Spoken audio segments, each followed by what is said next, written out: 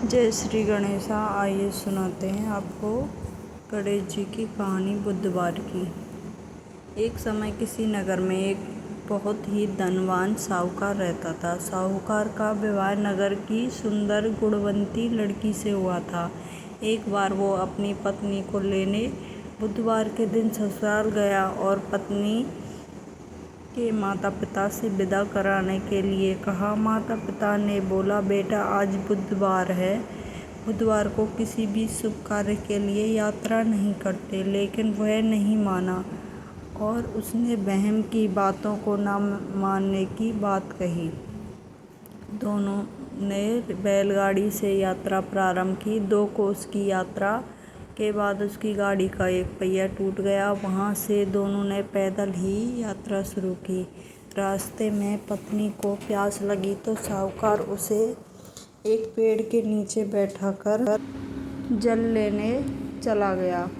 थोड़ी देर के बाद जब वे कहीं से जल लेकर वापस आया तो वह बुरी तरह हैरान हो उठा, क्योंकि उसकी पत्नी के पास उसकी ही शक्ल सूरत का एक दूसरा व्यक्ति बैठा था। पत्नी भी साहूकार को देखकर हैरान रह गई।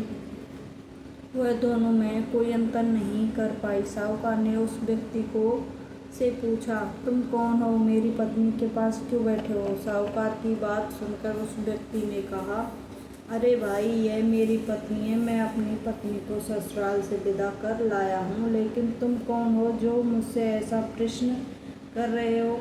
साहूकार ने लगभग चीखते हुए कहा, तुम जरूर कोई चोर या ठग हो। यह मेरी पत्नी है। मैं इसे पेड़ के नीचे बैठा कर जल लेने गया था।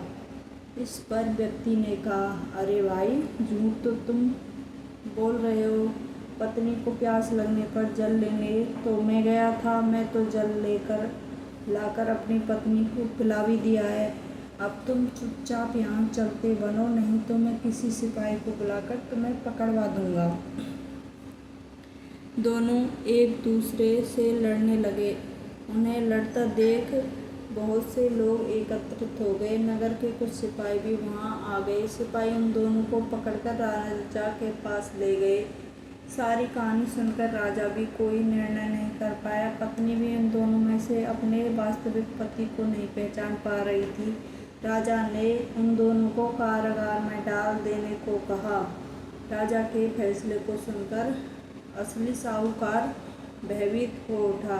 तभी आकाशवाणी हुई, साहूकार, तूने माता पिता की बात नहीं मानी। बुधवार के दिन अपनी पत्नी अपने ससुराल से प्रस्थान किया है। यह सब भगवान बुद्ध देव के कोप से हो रहा है। साहूकार ने भगवान बुद्ध देव से प्रार्थना की, हे भगवान बुद्ध देव, मुझे क्षमा कर दीजिए।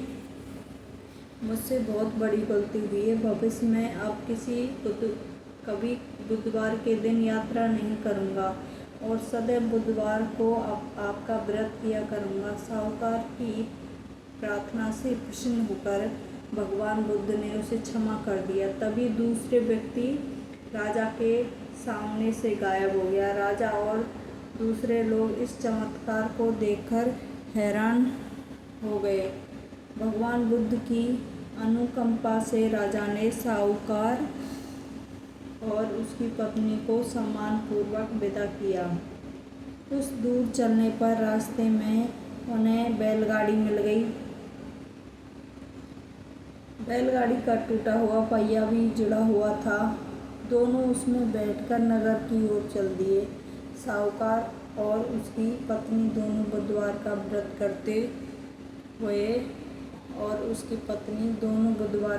करते हुए आनंद पूर्वक जीवन यापन करने लगे।